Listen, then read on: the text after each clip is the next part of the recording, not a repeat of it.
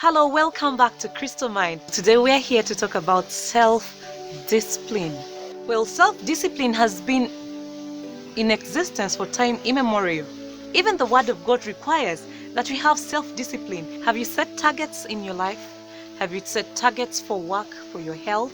I have had targets set for myself in different disciplines, in my work, in my career, in my life, in my relationships, and some of them have been quite successful. I have hit the targets, and others I have failed miserably.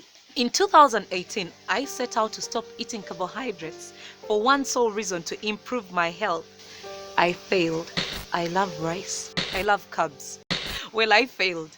In 2015, I made a serious decision to attend church every Sunday and midweek fellowships. This was to improve my relationship with God. Again, I failed. I realized that in all these failures, there was one common denominator, and that was myself, myself. It was me failing at my health, failing with my finances, and failing with my relationship with God.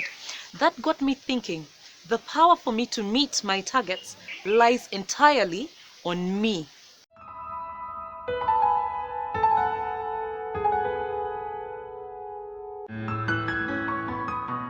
Out there, you follow very many different personalities: good footballers, musicians, artists, doctors, entrepreneurs, motivational speakers. This is because they have harnessed the power of self-discipline in those particular areas. What is it that you've set out to achieve? What are your targets? How bad do you want to achieve your targets? If you want them so bad, then you have to listen to this episode. Self-discipline is the ability to control yourself, motivate yourself, stay on track, and do the right thing at the right time in the right place. Self-discipline requires that you stay away from some of the disruptive habits like gluttony, cheating, lying, and all those things you can do if you decide to do them by yourself. Nobody is going to help you to stop telling a lie. No one is going to control your food for you.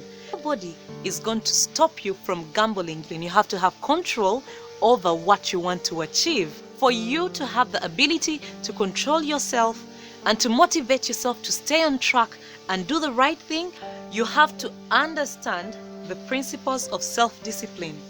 One being the ability to procrastinate immediate gratification.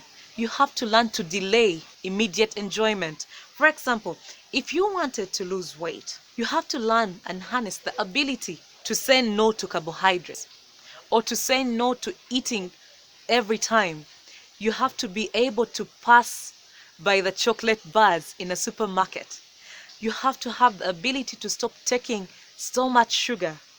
That is what it means. You might want it so badly, but look at the greater reward. Look at the reward in the future. That is what self-discipline requires. You have to say no to yourself in order for you to accomplish what it is that you want to achieve. The second principle is mastering your emotional desires. Emotional desires, if not mastered, can lead you to fail at achieving your goal.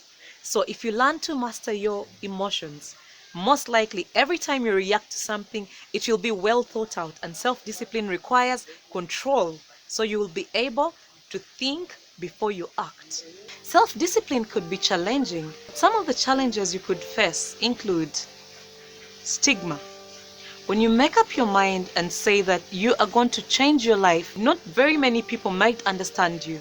So you won't go explaining to everybody about how you're going to change and what you're going to change. But slowly by slowly, as you implement what it is that you're changing, you get to realize that you're going to be stigmatized. And it's okay.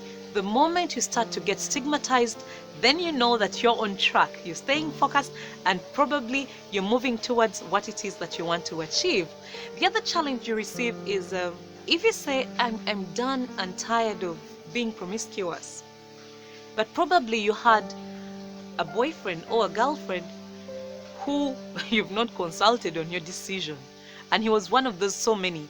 The moment you start to cut yourself away from them, the world won't care. They will jump onto the next person. So if you're saying you want to stop eating chocolate, the world will not stop. Chocolate will continue to be manufactured. So the discipline has to come from you, because the world will remain moving, production of chocolate will continue, people who are willing to chat you up will come and chat you up, but the decision remains with you to say no, because you know what it is that you want to achieve.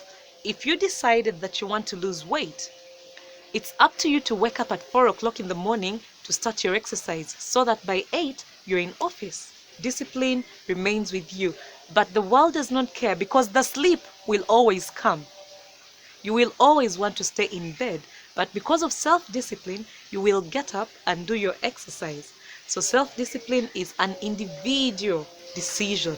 The other challenge you're going to face is unlearning old habits and adopting the new habits. It might be very difficult for you to stop watching pornography because you want to cleanse your spirit and you want to become a spiritually upright person.